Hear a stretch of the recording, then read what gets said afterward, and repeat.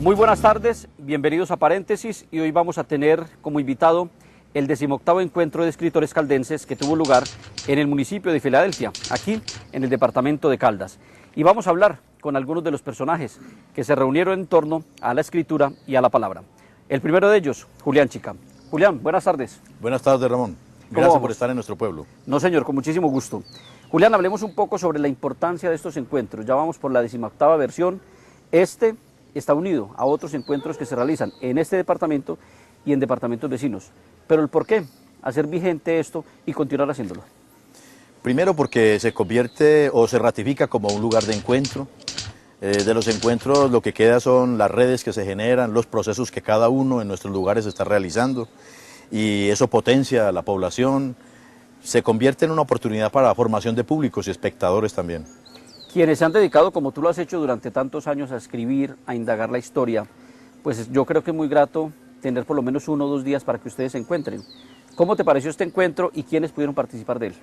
Sí, es un encuentro muy valioso, obvio, porque uno se encuentra con las nuevas generaciones, tiene la oportunidad de incluso encaminarlos con sus propios ancestros, indicarles de dónde, cuáles eran los nombres originales del lugar, quiénes fueron sus abuelos, dónde estaban, cuál fue su actividad. Y hay muchos jóvenes que vuelven y se reencuentran con ese oficio que ellos tenían, o se reencuentran con esa búsqueda que por lo regular las actuales generaciones están perdidos, desconectados de eso.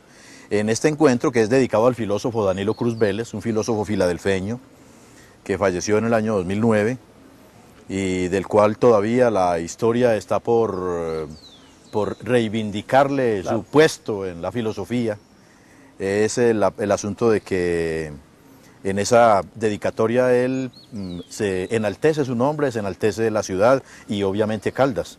De él, la Universidad de Caldas le ha dedicado algunos textos que se han publicado. Y en este encuentro tuvimos la presencia, por ejemplo, de Jesús Ilí Giraldo, un ciudadano muy acucioso, alguien que ama mucho este pueblo. Él tiene un trabajo de una genealogía sobre el apellido de los Giraldos, tanto en Filadelfia como pues, en lo que es el viejo Antioquia. Tuvimos la presencia del escritor Adalberto Agudelo, uno de los escritores más preclaros que tiene el departamento de Caldas, de los que han sido más premiados en los concursos de literatura, en narrativa, en ensayo y en poesía. Como decir, por ejemplo, que él es el ganador del premio de la Bienal de Novela José Eustacio Rivera, que eso es un orgullo para nosotros, cuando la sede de convocatorias en Neiva.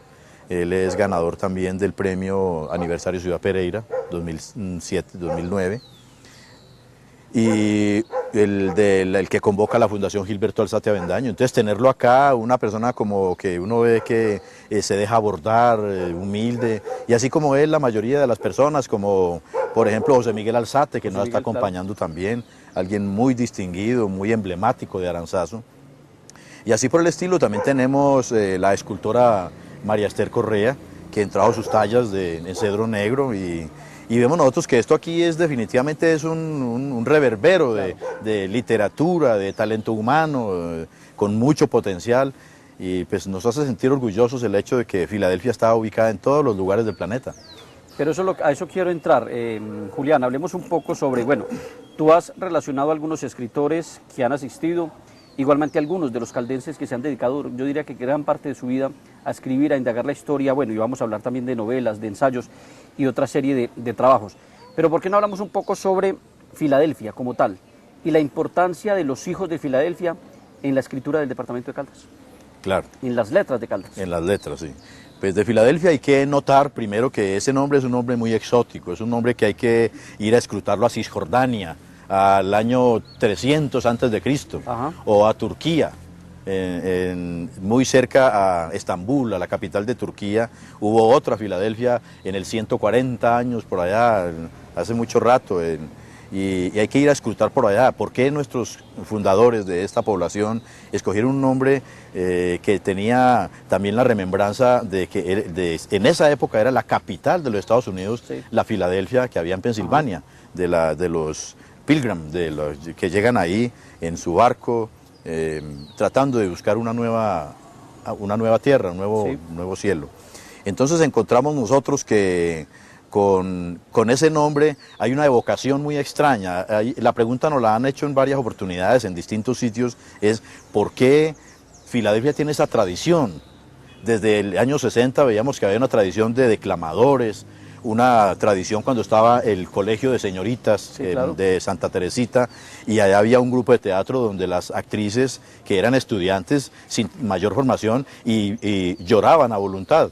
En todos esos dramas que habían de Luis Tejada y todos esos dramas de Molière, Claro. que había que llorar, y entonces era muy conmovedor. En Caldas, Dramático, además. sí, en Salamina decían, no, es que el teatro que hay en Filadelfia hay que ir a verlo.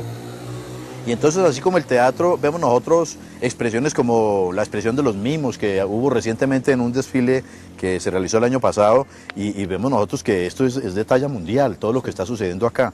Es como una inclinación que hay natural en los genes de la población que tiene la ciudad hacia la cultura, hacia el humanismo. Pero permíteme, de pronto te interrumpo algo aquí, Julián, y cuando tú relacionaste esos escritores, obviaste a alguien que yo sé que compartes conmigo la amistad de él, un hombre que ya no vive en Filadelfia, pero que yo creo que unido a otros se adelantó a su tiempo, y eso tuvo mucho que ver con ese semillero, yo diría que cultural y artístico que tiene el municipio de Filadelfia. Estamos hablando de Wadis Echeverry, un hombre que conozco hace muchísimo tiempo, pero que siempre le dije, vos naciste en una época que no te correspondió porque siempre estuviste siendo parte de esa diferencia que en su época le tocó. Pues estamos o no de Claro, acuerdo. sí.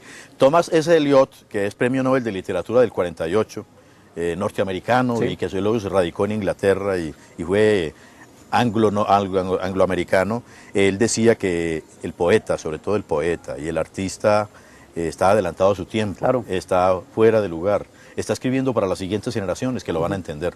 Y lo estamos comprobando nosotros ahora con Miguel Hernández, con Miguel Hernández, Joan sí. Manuel Serrat, lo estamos viendo ahora con James Joyce del Ulises, que vino después de casi 50 años, vino a conocerse su Una obra. cantidad de artistas, Y entonces claro. encontramos nosotros con Wadis que él definitivamente, él fue uno de los sembradores de todas esas nuevas generaciones de poetas.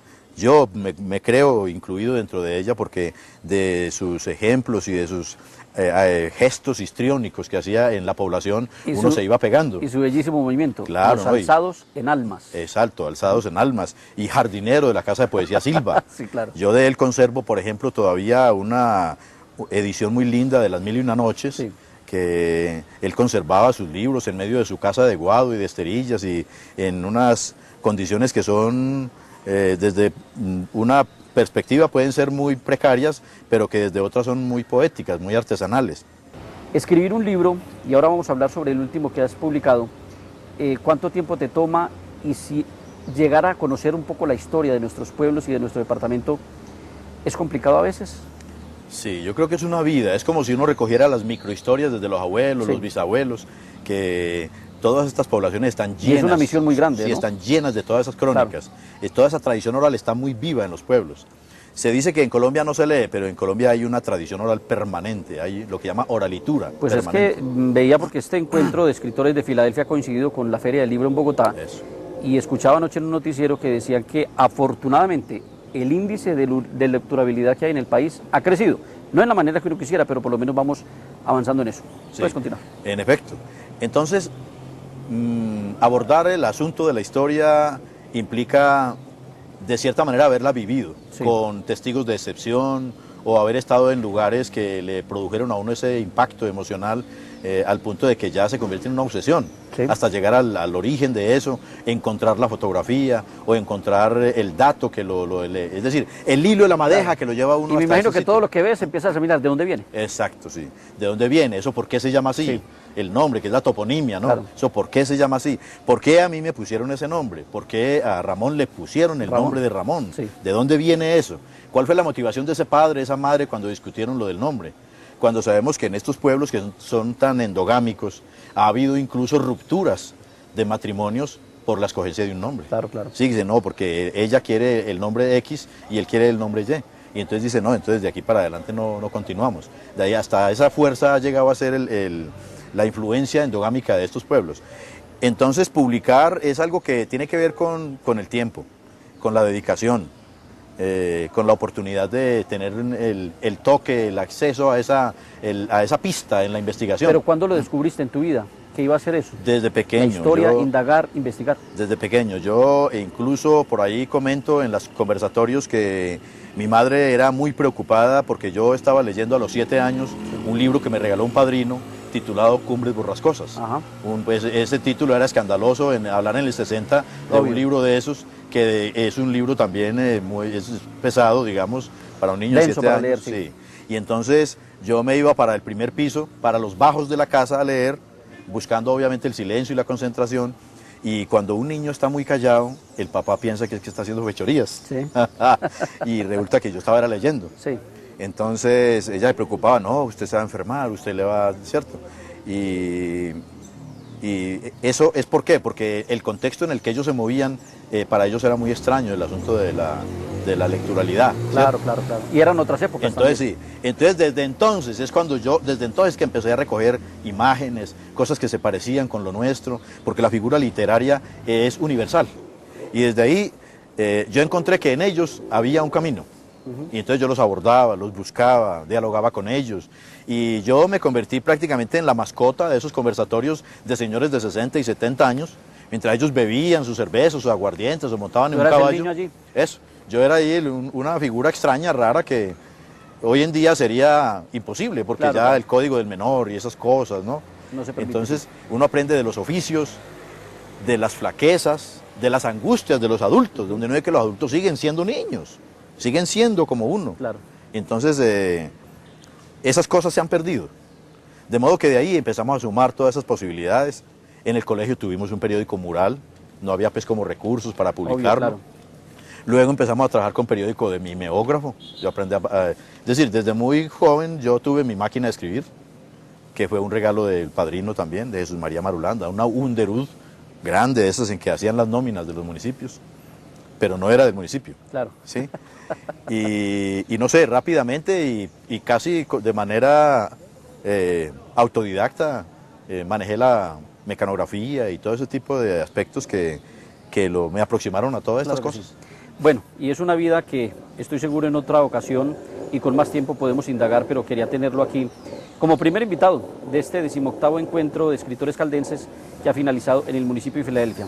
Pero en el momento en que estamos grabando esta charla, esta primera charla con Julián, hay otros colegas, escritores caldenses y amigos de Julián que están en los colegios hablando con los jóvenes. Finalmente, ¿cuál crees tú, Julián, que debe ser ese mensaje para los jóvenes? Hemos hablado que por fortuna ha crecido el índice de lectura y por lo menos el hábito se está retomando, sobre todo en los jóvenes.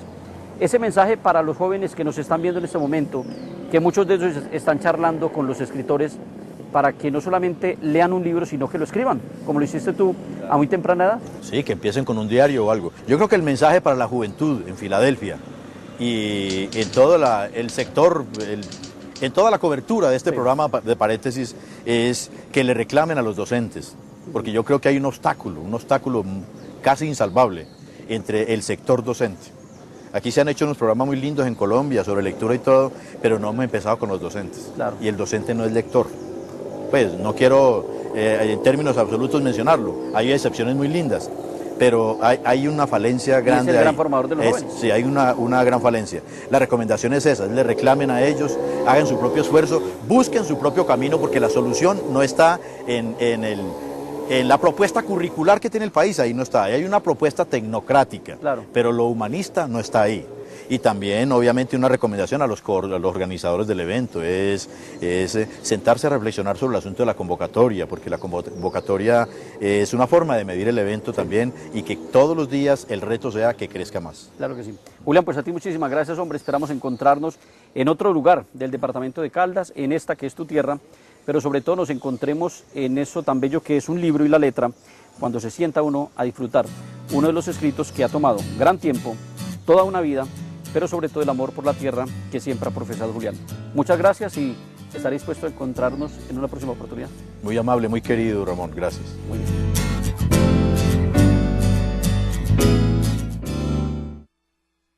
Bueno, y continuamos en paréntesis y en el municipio de Filadelfia, donde tuvo lugar el 18º encuentro de escritores caldenses. Y así como lo hice ahora con Julián Chica, voy a hablar con Jorge Eliezer Zapata Bonilla, otro gran amigo y un hombre que se ha dedicado toda la vida a escribir, a indagar y a hacer posible que a través de sus libros pues nosotros nos conozcamos y nos reconozcamos como una región valiosa, con muchas costumbres, pero sobre todo con una gran identidad. Jorge Eliezer, buenas tardes, bienvenido y qué rico tenerte acá en nuestro programa. Muchas gracias por la invitación para hablar de un tema importantísimo, la identidad de los caldenses. Bueno, ¿tú por qué te has dedicado toda la vida a esto de una manera acertada? Y bueno, y vamos a entrar un poco a hablar sobre esa posibilidad que desde Supía, donde naciste, empezaste a irradiar las letras. Bueno, yo vengo de una familia muy tradicional, siempre supieña, y tuve la inquietud por mis padres y mis abuelos de la historia regional, de la historia local. Eso ha hecho que me dedique en un 100% a la investigación histórica, a trabajar con los elementos básicos para que las gentes de Caldas tengan un reconocimiento de su verdadera identidad. Es un departamento donde han aflorado muchas culturas, Sí. hay aportes de muchas procedencias, y entonces el caldense es un ser excepcional. Por eso me interesé y lo he hecho a través de congresos de historia, a través de la Academia Caldense de Historia y a través de publicaciones. Tú en este momento eres el presidente de la Academia Caldense de Historia. ¿Por qué no nos cuentas un poco sobre ella? La trayectoria, cuántos miembros la integran y cómo ha sido ese importante trabajo para que a través de ella conozcamos mucho más lo que somos, de dónde venimos y hacia dónde nos proyectamos. Sí, la Academia Caldense de Historia es una ONG cultural. La fundamos hace 11 años en Anserma, pero con sede principal en Manizales. La integran los historiadores profesionales, los profesores de historia de las universidades, digamos de la Universidad de Caldas, y los amantes de la historia que hayan publicado. El requisito para pertenecer, haber publicado un libro sobre historia regional. Sí. Eso es básico. ¿Quiénes la integran? La integran los caldenses que hacen parte de la Academia Colombiana de Historia. Ellos son los presidentes honorarios de nuestra academia: Otto Morales, Javier Ocampo López, Luis Horacio López Domínguez. Y tenemos dos grupos de respaldo, de apoyo, que son la verdadera academia. Sí. Los académicos de número, que son los caldenses que han publicado obra de investigación histórica y viven en la ciudad de Manizales. Y los miembros correspondientes, que son los caldenses que viven fuera de la ciudad de Manizales, en el departamento o por fuera, y tienen obra publicada. Sí. Jorge Eliezer, ¿por qué no hablamos un poco sobre ese aporte que tú has hecho de una manera muy acertada en indagar un poco y darle el estatus a la provincia que a veces sentíamos olvidada? Tú te has dedicado a los pueblos, a Supía, donde naciste, a Río Sucio y a esa gran comunidad que integra el eje cafetero. ¿El por qué lo has hecho y qué te motivó a hacerlo? A ver, el por qué es sinceramente porque la gente ha pensado y se ha escrito que nosotros somos como un apéndice de la cultura antioqueña, de la colonización. Eso no es cierto. Nosotros de la colonización antioqueña tenemos parte. Lo otro es la procedencia indígena, la procedencia africana, la procedencia europea y esa gran fusión que ha generado un mestizaje extraordinario. Sí. Nosotros tenemos aportes ingleses, franceses, alemanes, africanos, indígenas y desde luego españoles.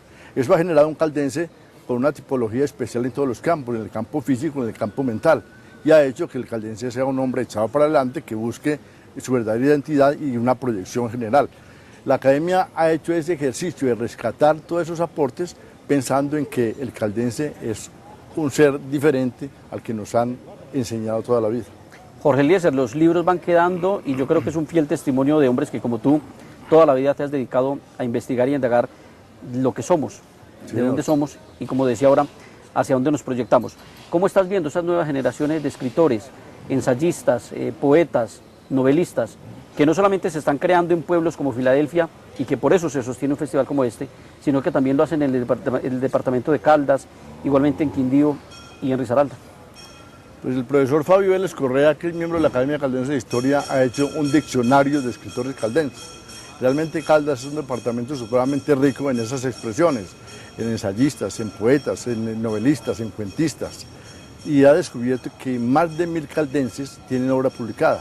Hay caldenses que tienen un libro y hay caldenses que tienen 100 libros. Por ejemplo, en la Feria del Libro actual está realizando en Bogotá, le está haciendo un homenaje a Javier Ocampo López por el libro número 100, el título número 100. O sea que los caldenses han incursionado en todos los géneros de la literatura, de la investigación y con verdadero éxito. Sí. ¿Sí? Ayer pudimos ver el inicio de este encuentro que ya ha finalizado y tú hiciste una charla muy interesante sobre la vida de Roberto Vélez Correa, un gran escritor que infortunadamente murió muy joven. Murió creo que de 51, 52 Sí, años, 52 años. pero dejó una gran obra. ¿Por qué no hablamos de Roberto Vélez y de la importancia en el entorno literario del departamento de Caldas? Sí, Roberto fue un hombre excepcional, un hombre que realmente, como dijiste, murió muy joven, tenía una gran formación académica e incursionó en muchos géneros. Fue inicialmente cuentista y novelista. Después se dedicó a la investigación crítica para mostrarnos cuál ha sido el proceso de la literatura en Caldas. Escribió un gran libro que llama Historia Crítica de la Literatura en Caldas, 1967-1997. Cogió los escritores que publicaron en esos 30 años e hizo un análisis crítico de cuáles han sido los aportes de la cultura caldense, de la literatura, de la historia, al panorama nacional de las letras. De manera que fue un hombre que hizo una gran aportación. Y otro campo muy importante es el de reseñador de libros. Sí. Por lo menos 20 años estuvo Roberto reseñando los libros de los caldenses en el diario La Patria. Eso hizo que muchas figuras y muchos nombres de libros no desaparecieran. Roberto, aquí hemos tenido un encuentro, lo has hecho tú como lo hemos hecho nosotros, un encuentro con los jóvenes. Y en este momento, digo, hay muchos de los escritores que participan del evento conversando con los jóvenes en los centros educativos. Hablábamos sobre la fortuna que tenemos, parece ser, por lo menos las estadísticas lo dicen, que está creciendo un poco el hábito de lectura en el país, esperamos que sea mucho mayor, pero los jóvenes sin embargo siguen siendo un poco tímidos en abordar un libro, y lógico, las plataformas tecnológicas que tenemos ahora y las redes sociales lógicamente hacen que los aparte un poco. ¿Cree usted de pronto, Jorge Eliezer, que el libro desaparecerá, el libro físico? Yo no creo, el libro físico no desaparece. No solamente que quienes estamos leyendo tenemos la tradición del libro físico, sino que el contacto mismo con el papel crea cierta identidad. Y los muchachos, por mucho que lean en pantalla, tendrán siempre la necesidad del papel, la necesidad del gráfico, la necesidad de hacer anotaciones dentro del texto. El libro digital nunca no lo va a reemplazar, no lo va a reemplazar. No lo va a reemplazar. No, es una herramienta supremamente moderna, ágil e importante, pero no va a reemplazar el libro físico. ¿Cuántos libros se lee Jorge Eliezer al año? Yo me leo un promedio de 50 a 70 libros. Uno a veces Yo leo más de un libro por semana. Uno se pregunta a veces qué leen los escritores, que como tú lo has hecho toda la vida. Los escritores leemos muchas cosas, sobre todo clásicos nacionales y extranjeros, y lo que están haciendo los colegas paralelamente con uno. ¿Ese primer libro que leíste? El primer libro que leí se llamaba Corazón, del mundo de Amicis, un italiano, un libro de cuentos espectaculares. ¿Y lo hiciste porque querías hacerlo, indagar un poco sobre la lectura, y de pronto de allí nació esa vena artística y de escritor? Bueno, en mi casa toda la vida hubo una pequeña biblioteca y leímos, pero esa fue como una motivación del Colegio de Bachillerato del Instituto Supía. Leyeron el primer cuento y ya presté el libro para seguir. Claro que sí. Y me encarreté. ¿Ese fue el primer libro? Ese fue el primer libro. ¿Y el último que has leído? En este momento estoy leyendo un libro que se llama La puta de Babilonia. Sí. Sí, un libro de Fernando Vallejo, donde hace un enjuiciamiento fuerte a la Iglesia Católica. ¿Libros escritos cuántos? He publicado 15 libros. ¿El primero? El primero fue Tiempo ya no estaba, un poemario. ¿Y el último? Y el último, Clave de Sol, poemas. ¿Y en dónde se sientes más cómodo? ¿En el ensayo, en la novela, en el cuento, en la poesía? Sobre todo el cuento y el ensayo. La poesía la he hecho pues como por una vocación estética, pero lo otro por investigación y por seriedad. Jorge Eliezer, de pronto un poeta o un escritor caldense que tenga muchísima importancia, pero que de pronto no le hemos dado el reconocimiento y que es importante hablar de él, ¿quién? Pues para mí le han dado el reconocimiento y la importancia, y para mí el mejor es Fernando Mejía Mejía, poeta con el que tuve contactos muy cercanos y el que conozco toda la obra. ¿Hacia dónde se encamina la literatura caldense a través de sus escritores? Hoy la literatura va enfocada a la vida moderna, va contando las cosas que nos habían dicho y sobre todo va haciendo utilización de las herramientas modernas del desarrollo del mundo. El futuro de la Academia Caldense de Historia, ¿para dónde vamos? La academia tiene un gran futuro, tiene una planta de personal muy grande, son 60 académicos en todo el departamento, cada municipio tiene 2 o 3 personas investigando y publicando, y aprovechamos la revista Impronta, que es una edición de gran formato, 350 páginas, donde se publican 40 o 50 ensayos por año. Jorge Eliezer, pues a ti muchísimas gracias que nos hayas acompañado, esperamos que el municipio de Filadelfia continúe abriéndole anualmente las puertas a los escritores y que no sea solamente este municipio en Caldas, sino en el eje cafetero, los muchos poblados que tengan la posibilidad de abordarlos a ellos, de tenerlos presentes, pero sobre todo de compartir con las nuevas generaciones ese gran trabajo literario que ellos durante muchísimos años han hecho. Jorge Eliezer, siempre serás bienvenido y qué bueno haberte tenido aquí en París. Muchas gracias a ustedes, muy amables.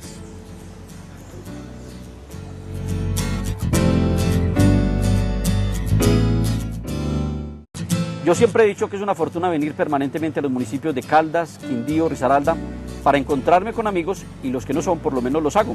Y estamos aquí en Filadelfia hablando con poetas, con escritores, con novelistas, con muchísimos personajes que hicieron parte de este 18º encuentro de escritores del departamento de Caldas. Y uno de ellos es un hijo de la tierra, aunque nació en Risaralda, sus ancestros están en esta población, y es Jesús Elí Giraldo Giraldo.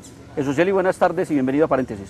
Buenas tardes, Ramón, muchas gracias por tenerme en cuenta para este programa de Paréntesis tan importante, tan escuchado en el eje cafetero y en Colombia. Bueno, tú naciste en Pueblo Rico, Risaralda, ¿no? Sí, pues mi padre es como por ese mismo ancestro y ese mismo ímpetu del colonizador antioqueño. Vivieron acá en Filadelfia, sus antepasados también procedentes de Antioquia, y en alguna época les dio por irse a colonizar el Chocó. Mi papá por antes, un año antes de yo nacer, con sus 8 hijos mayores, y yo nací en Pueblo Rico, Risaralda, pueblo que quiero mucho y al cual visito con alguna frecuencia, y es un departamento que lo llevo en mi corazón, pero mi antecedente, mi genética procede de acá de Filadelfia. ¿Y de dónde la vena literaria? La vena literaria, pues esa vena literaria, como muchas venas que pueden tener pues las personas, son algo potencial que tiene un individuo y que en algún momento de su vida, por ejemplo en el caso mío, yo soy ingeniero civil, pero que en algún momento uno le da por esa parte como humanística y desarrollo de la personalidad diferente a lo que uno está haciendo para la supervivencia. Y la vena literaria, pues yo empecé desde muy joven, a mí me gustaba escribir, traté de escribir algunos poemas, no fue por ahí. Después ya a nivel de dirigente estudiantil en la Universidad del Quindío, me dio más que todo por el ensayo, por escribir, por transmitir las inquietudes que sentíamos los estudiantes y por qué hacíamos manifestaciones en la década de los 60, los 70, por qué estábamos cuestionando el sistema. Entonces nos dividíamos nuestros trabajos y escribíamos ensayos para poder comunicar a la gente a través de los medios esto. Y ahí me fui naciendo y escribí un primer libro en esa época que se llamó La crisis de la educación oficial en Colombia. Fue un documento que publicó la Universidad del Quindío, en 1973.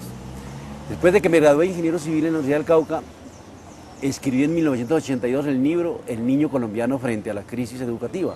Entonces siempre, digamos, enfocándome hacia la problemática social, a la problemática del niño.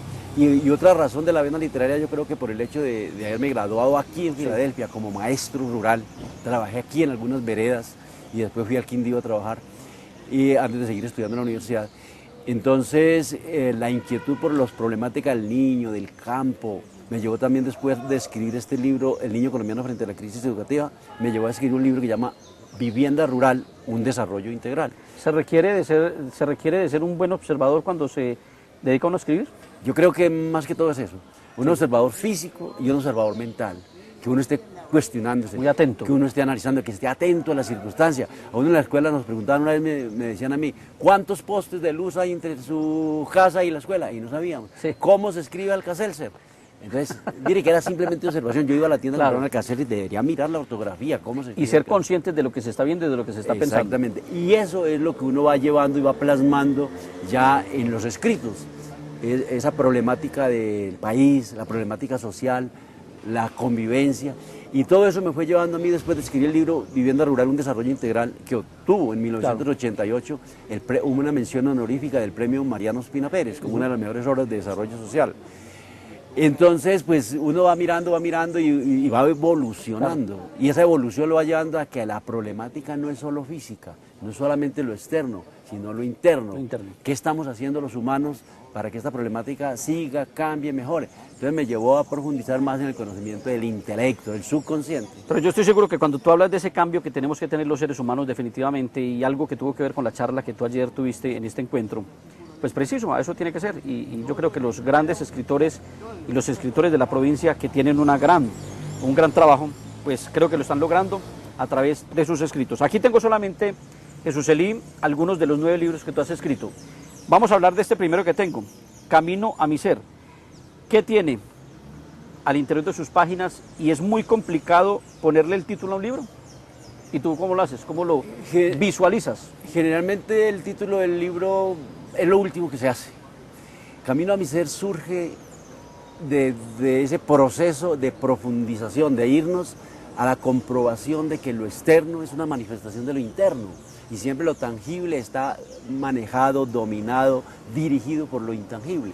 Entonces, ese ser interior que nosotros tenemos. Este libro tiene una inspiración en un libro de Wayne Dyer que llama Los regalos de X. Entonces, Los regalos de X es un trabajo que Wayne Dyer hace sobre un personaje X de otro planeta y alguien, así como nosotros, que está cuestionando la vida va a ese planeta a pasear y encuentra el noticiero de la noche y ve que hay una reportera X que está hablando de esto, de los temas internos. Entonces, él quiere hablar con la reportera X. Y resumiendo, él se la trae para la Tierra y ella hace una investigación con los escritores, los filósofos, y antes de irse le deja 14 lecciones, 14 pergaminos que se llaman los regalos de X. Entonces esos pergaminos, en cada uno de ellos, yo lo tomé y escribí el libro ya a mi manera, pero haciendo hincapié en los 14 pergaminos de X, en los 14 regalos, indicando que todo es viajar al interior. No huyas buscando solución a tus problemas, viaja a tu interior. Por ejemplo, es uno de los regalos. Claro que sí. Aquí vemos uno muy lindo, por lo menos el título me llama la atención, La personalidad, efectos de la infancia. ¿En qué año lo escribiste? ¿Qué contenido tiene? ¿Y por qué el título? Ese libro lo escribí 2 años después de haber escrito Camino a mi ser. Ese libro, y aprovecho para decir que una página web mía se llama Camino a mi ser. Sí. Bueno, la personalidad de efectos de la infancia, cuando lo escribí, fue retomando otra vez la temática que siempre me ha motivado, los niños. Porque los niños son la base de la estructuración de la personalidad de la sociedad. Entonces hay que empezar por ahí. Y mi trabajo y mi estudio acá en la Normal de Filadelfia y mi trabajo en las escuelas rurales y en el Quindío. Entonces, incluso inicialmente pensé llamarlo de 0 a 5. Y en la editorial me dijeron, oiga, es que de 0 al 5 no es muy sonoro, pongámoslo otro, y le puse la personalidad de efectos de la infancia. Pero realmente es de 0 al 5. Es los instintos básicos del individuo que se adquieren en los primeros 5 años a partir del momento de la concepción. Sí. Son el amor, la supervivencia, la comunicación y la utilidad. Y en eso nos desarrollamos el resto de vida. Y eso lo adquirimos en los primeros 5 años. El resto es cómo lo desarrollamos a lo largo de nuestra personalidad y nuestra vida. Jesús Eli, ¿por qué crees tú que en los últimos años ha tomado tanta fuerza ese tipo de literatura, la que tú escribes y a la que se dedican muchísimos escritores en Colombia y en el mundo? En el hecho de cuestionarnos un poco sobre nuestro papel en la tierra, interiorizar un poco lo que es el ser humano y ese aporte, bueno o malo, que los hombres hacemos a través de nuestro comportamiento y de lo que realmente proyectamos como seres humanos frente a la sociedad. ¿El por qué crees que crece ese número de lectores, de escritores y el éxito de libros como estos? Yo creo que principalmente los escritores y los lectores prácticamente están interpretando esa evolución del pensamiento humano.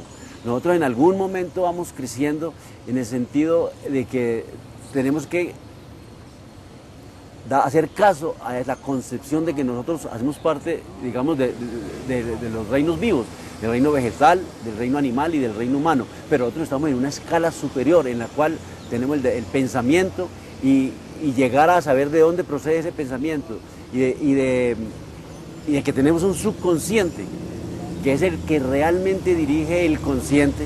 O sea que cuando yo me siento acá y voy a decir algunas cosas, palabras son objetivas, son concretas y las pueden oír, son manejadas y son escuchadas a través de unos órganos de los 5 sentidos, cuando yo las digo por la voz, y el que las escucha o el que las ve por los otros sentidos, pero vienen del subconsciente, de un interior. Entonces la humanidad en determinado momento, que no solamente ahora, yo creo que a diferentes etapas de la humanidad llega un momento en que evoluciona y dice, oiga, ¿nosotros qué estamos haciendo? Sí, lo más importante de nosotros es nuestro intelecto, nuestra mente. Yo lo que hago... La esencia del ser. ser. La esencia, exactamente. Entonces, esos son procesos que se dan y de pronto hoy en día, como tienen más divulgación por los medios que están tan avanzados, la comunicación Claro. hoy en día, por el internet, por todo lo que ha avanzado la comunicación en general y la telemática, entonces pues ya tiene más auge, entonces ya hay más gente que se interesa porque le llega la información más rápido. Claro que Anteriormente trabajaban muy en solitario las personas y no se alcanzaba a escuchar eso. Hoy en día sí, se Bueno, divulga. pero los seres humanos integramos las familias la sociedad de un país como el nuestro, y cuando se viene a una población, sin importar sea de Caldas, Quindío o Risaralda, siempre me ha llamado la atención el nexo tan grande que hay entre las familias, los apellidos. Cuando uno habla con una persona dice, mi mamá es de Caldas, mi papá es del Quindío, yo nací en Risaralda. Es una familiaridad muy grande y allí están inmersos los apellidos. El más reciente libro tuyo es Mi familia, Giraldo y Filadelfia. ¿De dónde los Giraldos? ¿Qué tiempo te tomó indagar un poco sobre ese árbol genealógico de los Giraldo? Y hablemos de él.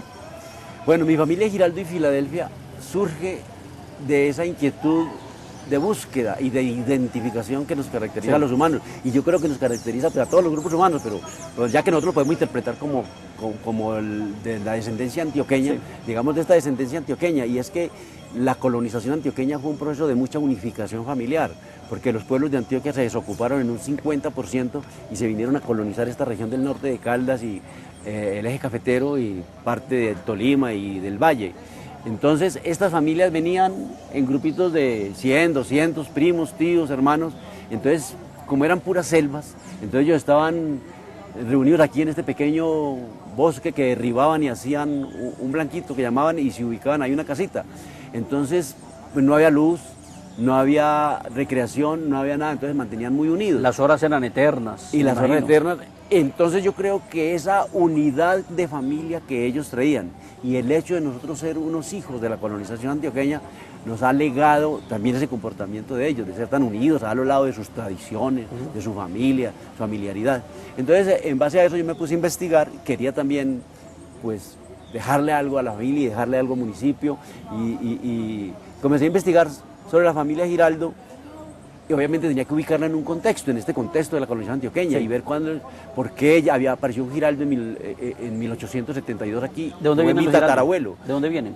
Los Giraldos vienen de Marinilla, De Marinilla. pero ellos son procedentes de España. Giraldo es un apellido procedente de España que se establecieron en Arma y luego en Río Negro y Marinilla. Al acabarse Arma, Sí. ellos trasladaron a Marinilla y Mansueto Giraldo, que fue de dos Giraldos, de Mansueto y Germán Giraldo. La familia de Mansueto fue más numerosa, él tuvo Claro. 16 hijos e hijas y se comenzaron a multiplicar tanto que en un libro del episcopado colombiano aparecen 26 obispos y arzobispos descendientes de El Mansueto. grueso de los Giraldos en el eje cafetero, ¿dónde están? El grueso de Giraldo ya está repartido por todas partes, pero digamos que en Manizales Sí. y en Pereira hay mucho Giraldo, en Armenia ya hay mucho Giraldo, pero más que todo acá en el norte de Caldas porque fue donde, de aquí ya se han ido, pero fue donde realmente pegaron inicialmente. Claro. Y de esto, pues más que todo, ahí quiero resaltar la relación y la vinculación con este municipio. Claro. Porque otro tatarabuelo mío que estaba aquí en 1856, Juan María Montes, que fue uno de los primeros colonos que venía de Aranzazu y obviamente procedente de Antioquia y por sus raíces por ahí en otra parte. Entonces, esos dos fueron los grandes pobladores de este municipio. Aquí la mayoría de la gente, ahora 30, 40 años, éramos primos todos entre Claro. sí, Giraldos y Montes y Giraldo. Juan María Montes, por ejemplo, fue el abuelo de mi abuela paterna. Sí. Y después enviudó de la primera esposa con la cual fue abuelo de esta abuela paterna mía, María Jesús González Montes, y se casó en 2 matrimonios sucesivos por enviudar con 2 tías de mi mamá. No, aquí Entonces, nos estaríamos quedamos- todo el tiempo hablando, Jesús Elí, de los Giraldos y lógicamente de esas familias que han hecho posible que los pueblos aún existan y que continúen, lógicamente, teniendo mucha de esa vigencia. Este es un hombre que se ha dedicado no solamente a escribir, sino también a mirar mucho, ser muy observador del ser humano y sobre todo a través de ellos llegarle a la esencia de lo que somos las personas, pero sobre todo hace grandes las letras del departamento de Caldas, como lo ha hecho en este. Lo recomiendo, lo conseguimos en cualquier librería. No, ese libro solamente saqué unos 250 ejemplares con el ánimo de venderlo. ¿Y a ya la salieron familia. todos? Ya salieron todos y pues si en alguna oportunidad pues se puede mandar Claro a hacer que otra sí. edición, lógicamente. Seguramente que sí. Jesús Eli, muchísimas gracias y bienvenido siempre. Que muchas gracias, pero también quiero aprovechar antes de despedirme la actual actividad de acuerdo de mi libro Guía para la curación con flores de Bach, que usted lo tiene allí. Sí. En este momento yo soy instructor de flores de Bach en Colombia, precisamente por ese interés en conocer el interior humano y ver cómo se manifiesta en su conducta y en sus enfermedades. Entonces estamos desarrollando un grupo de personas en Colombia, 3 personas como embajadores de la Fundación Bach. Estamos desarrollando un programa de educación y para el mes de junio tengo una conferencia en Pereira y en el mes de julio en Manizales para profesionales de la salud, introducirlos en este programa Sí. de educación Bach. Yo creo que vamos a tener que tener otro espacio, Sí, Jesús claro. Eli, para hablar sobre eso, porque de verdad que la charla que tuvimos ayer y escuchamos aquí en el teatro, yo sé que es un tema que capta el interés de toda la gente, Jesús Eli, y seguramente lo haremos. A ti muchas gracias, hombre. Ramón, Y muy bienvenido amable siempre a usted. Filadelfia, que es tu tierra, ¿no? Sí, muchas gracias, muy contento acá y contento con usted y con Filadelfia, qué bueno que estos municipios tengan este despertar de la cultura y que no solamente sea la crítica, que el vicio, que la apatía, que la rutina, que el no sé qué hacer, Claro. que se van interesando por estos temas de la cultura que son tan vastos y que nos ocuparán toda una vida. Claro que sí. Y saludes a todos los giraldos que están en Caldas, Quindío, Risaralda, Valle, Tolima y yo diría que todo el centro occidente del país, bueno, sin hablar de Del todos los que exterior. ocupan este territorio colombiano que llevamos en el corazón. Continuamos aquí en Paréntesis y en Filadelfia, en el departamento de Caldas.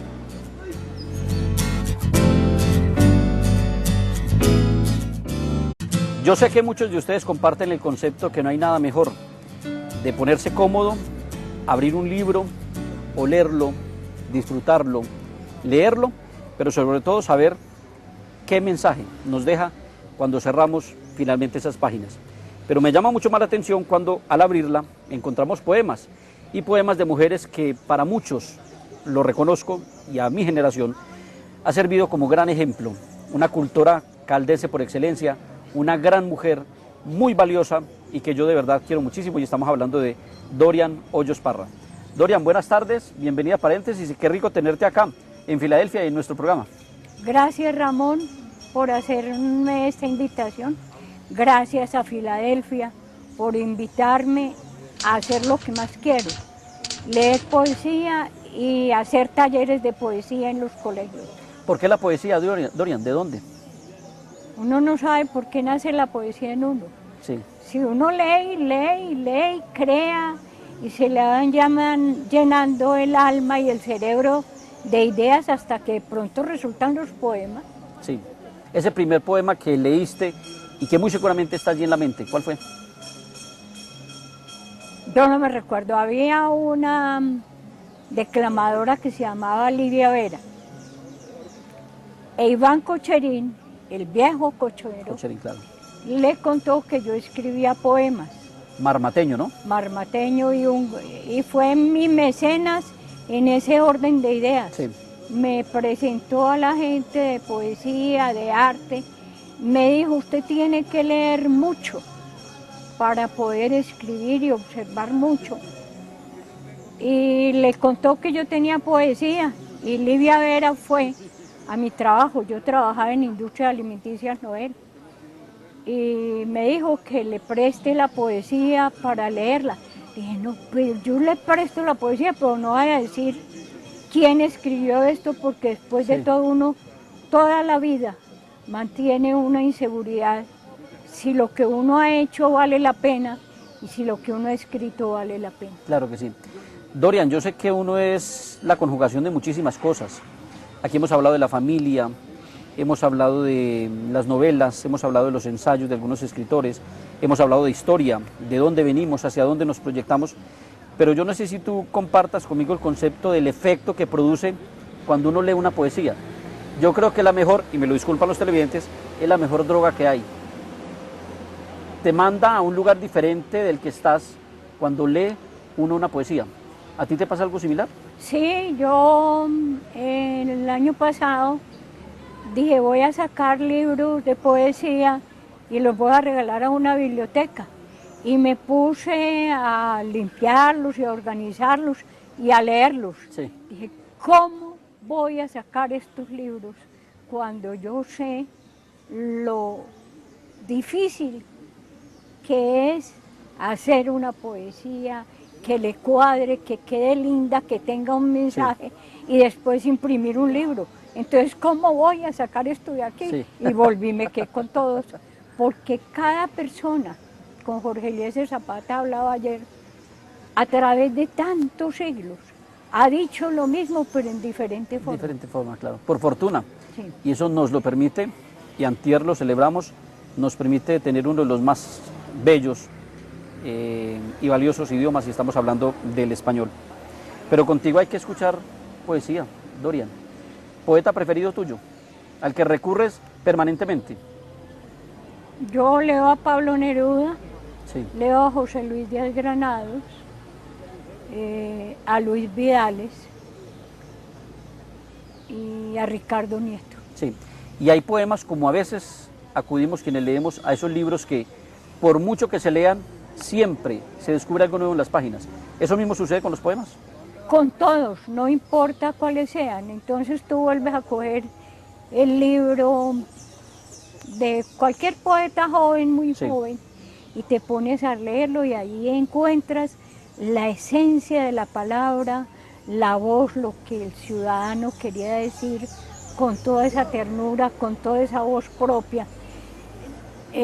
Coges poemas de cortes clásicos y encuentras no solamente el ritmo, la rima, sino la poesía misma, el mensaje.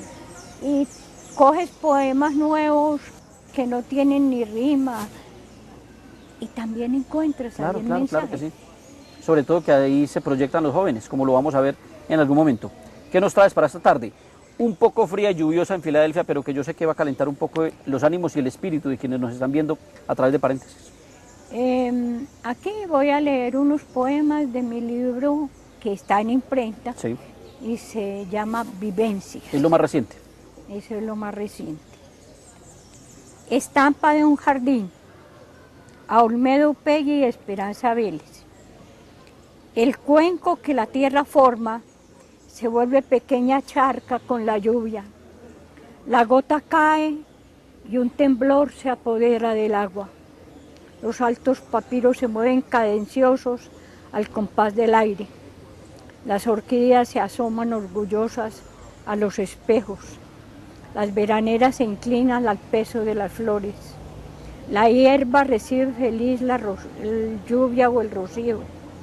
El anturio altivo muestra su color escarlata. Los pájaros trinan y se columpian suavemente en las ramas del jardín. Un azulejo mueve sus alas y entona un canto.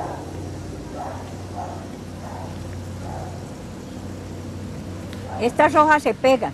Claro, no te preocupes, Dorian. Este es un poema de muchos años dedicado a Luis Fallar y a José Luis Díaz Granado. Salimos del trabajo y se había caído un pichoncito del nido. Sí. Y entonces conseguimos una escalera y ellos se subieron a entregar el pichoncito en el nido y uno A devolverlo y otro. al nido. Sí. Pichoncito flechero, te caíste del nido y nosotros escaleras trepeando y sosteniendo. Te volvimos a él con esa algarabía de tus padres, no sé si de alegría o de reproche. En Manizales iba con Carlos Eduardo Marín y nos encontramos un colibrí en las escaleras del Palacio Municipal, ahí en la plazoleta de la alcaldía. Sí. Estaba muerto. A la muerte de un colibrí dedicado a María Constanza Montoya por su calidad humana. ¿Cómo llegaste, cuerpecito de seda azul, verde esmeralda, largo pico negro, agudo, fuerte, lengua sonrosada, estambre suave de seda que besaba las flores suspendido en el aire? ¿Cómo llegaste, colibrí, al centro abigarrado de la ciudad saturada de ruidos? Desamparado y muerto, aún tibio, por la curva escala te encontramos. Te devolvimos a la tierra madre, cabe de las hortensias. No sé si alguna vez libaste en ellas, pero ellas hoy te sirven de cobijo. De arrullo está la fuente cantarina. Grito del negro Bencos Biojó retumba por las noches. Monumento a la vida sobre copa de símbolos pintados de esta América. Grito a la libertad. Cadenas rotas, sin cadenas, América. Y aquí tengo el último poema escrito. Cuando Pablo Neruda vino la segunda vez, yo fui la secretaria del comité de recepción. Sí. Éramos la clase media o menos, con Coche, con Gutiérrez, ¿Eso en qué año fue, Dorian? en el año 68. 68. La primera vez que él vino en el año 46. Vino a la casa de... yo no me recuerdo de quién, pero lo recibió Ramón Marín Vargas, que era el Ramón Marín gobernador. Vargas, sí. Y con Arturo Zapata, con toda esa élite de ese momento. Estaba Laureano Gómez en el poder y se enojó mucho porque hubiesen recibido a Pablo Neruda por su condición socialista. Obvio. Sí. Y entonces se le escribió unas cosas muy fuertes. Pablo Neruda le contestó una diatriba muy fuerte y los colombianos se enojaron contra Pablo Neruda por haberle contestado al presidente. Pablo Neruda y Matuldio Urrutia en Manizales año 1968, vivencias. Ella te cuidaba como a un niño. El mínimo escalón merecía su atención. Aunque eras un gourmet, ordenaba tus comidas. Oh, su niño travieso, de voz pausada y demasiado grave. Tú eras la oveja tierna en sus manos de nácar. 2 veces, Pablo, llegaste a Manizales. Te recibió con las galas que siempre nos regalas. Azul cielo en verano, sur-norte infinidad de verdes, y la aldea de María en crecimiento. Oriente, nieves perpetuas coronan las alturas. Occidente, atardeceres de fuego. Oro, plata, amarillo, lila, coral, granate o tenues pinceladas de todos los matices. Cuando se despide la tarde, naranja y gris plomo, llega la azul noche. En la distancia, como luciérnagas, se encienden las luces de los pueblos y el campo, dejando sorprendida la imaginación y en paz el alma. A ti te conmovió como poeta y exclamaste: Manizales, fábrica de paisajes. Años después, vi la película El cartero, donde bailaban tango con placidez de espíritu, con poesía en los pasos. Un azul infinito de cielo y mar unidos. Un pueblo de pescadores te dio la bienvenida, ignorando tu nombre universal. Qué bonito. Pues de esta manera finalizamos este primer programa paréntesis que hemos dedicado al 18º Encuentro de Escritores del Departamento, con algunos de los personajes que hicieron parte de esta bonita reunión de amigos y de hombres y mujeres que se han dedicado toda su vida a escribir y a hacer posible que a través de este elemento, que estoy seguro nunca desaparecerá, como lo es el libro, continuará siendo posible que los seres humanos seamos más felices, más comprometidos, pero sobre todo, saber lo que es tener en las manos un buen libro y, como lo hicimos con Dorian, un gran poema. Dorian, muchas gracias, te agradezco mucho que nos hayas acompañado y espero que en otra oportunidad, como lo he hecho contigo en múltiples ocasiones en radio y en televisión, podamos reunirnos en torno de la poesía, pero del amor que profesamos por esta tierra. Muchas gracias. Muchas gracias por invitarme. Los felicito por seguir haciendo este programa, por estar pendientes de la sociedad y de todo lo que sucede en ella. Dios les pague. No, a ti, Dorian, muchas gracias. Gracias a Filadelfia. Claro que sí. Y a ustedes muchísimas gracias. Y recuerden muy bien que Paréntesis es un espacio para la cultura. Feliz tarde para todos.